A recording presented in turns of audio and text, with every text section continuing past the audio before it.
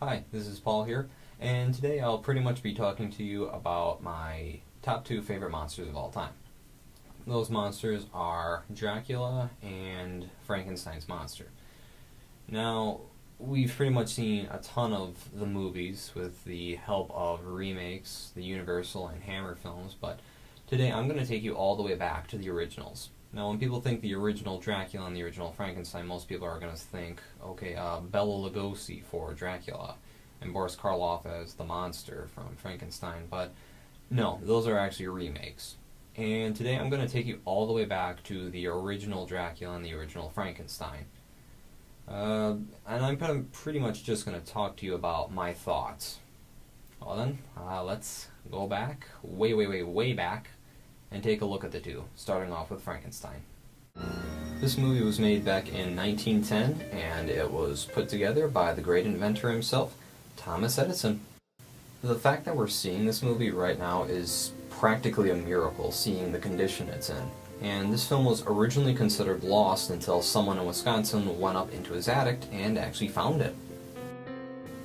Now, I've read the book Frankenstein by Mary Shelley, and according to the book, the creator, Victor, he pretty much just gathered up a bunch of lifeless parts, sewed it all together, and the monster came to life.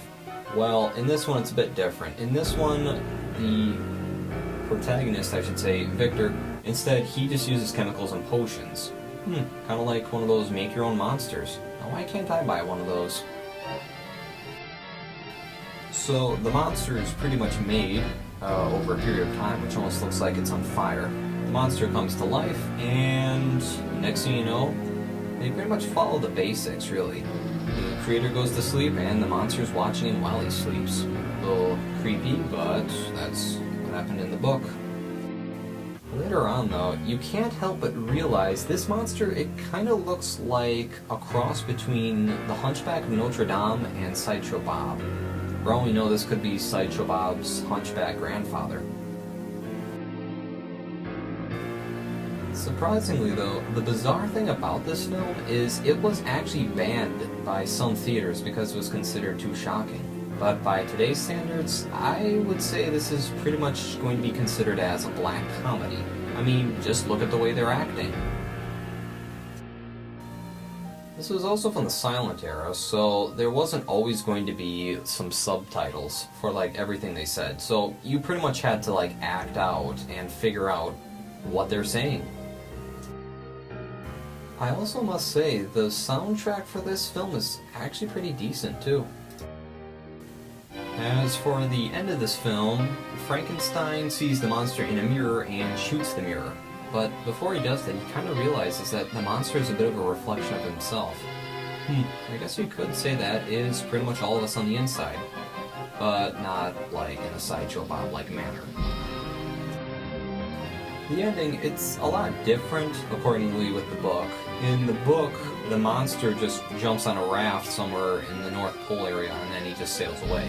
But in this one, it's a bit different, but kind of has a bit of a meaning.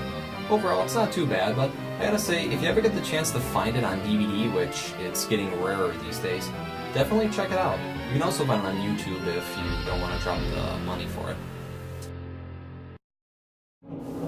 Nosferatu, a symphony of horror.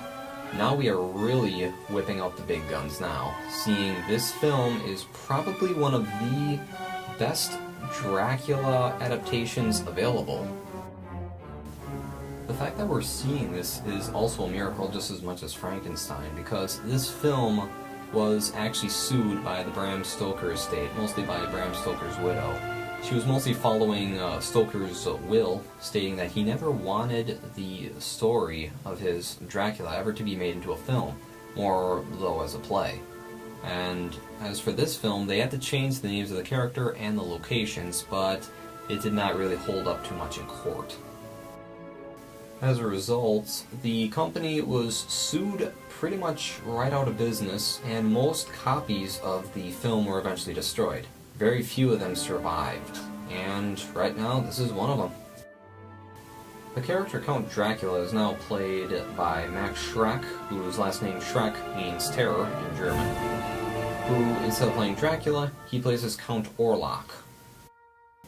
I must say, the first half of this film is actually pretty accurate accordingly with the book. Then the other half, unfortunately, just takes a turn for a different side, whereas to which the vampire, he's just spreading a plague. But in the book, it doesn't really mention about Dracula spreading a plague. The other changes about Count Orlok are that he can actually transform into a bird and a werewolf. Now in Dracula, he could transform into a werewolf, but in this one, you can clearly see it's a hyena. The surprise about this film is, despite in Dracula, they're trying to make Dracula sound as a romantic character, but in Nosferatu, they capture him more as like this rat-like creature, vampire, I guess you could say. But back then, after people would see this movie, they would find it hard to believe that a vampire could be sexy. There are so many scenes from this one movie that would just scare the hell out of you. I mean, just look at the scene where Count Orlok is trying to walk through a door. Then there are scenes where he's going up the stairs, and, well, he's not going up the stairs, but his shadow is. His shadow even manages to open a door. Now, when we see most vampire movies, we usually see that, oh, they can't go out during daylight hours because the sun will burn them. Well, in the book Dracula, he can go out in the sunlight. His powers are just weakened, but he won't fry like most vampires. However, though, his powers will be weakened. But in this one, this is the first film to depict the idea that the vampire can actually be burned alive by sunlight. But hell, at least they don't sparkle like a certain vampire from a certain vampire movie series. It's like diamonds.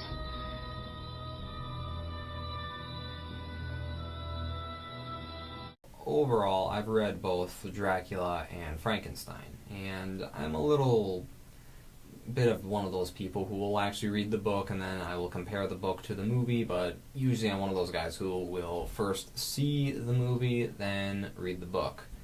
And this is pretty much my comparison over the two. But overall, they're both really good films. Definitely recommend to read the book, then check out the movies. But, well, there you have it. Those were the originals. Definitely check them out.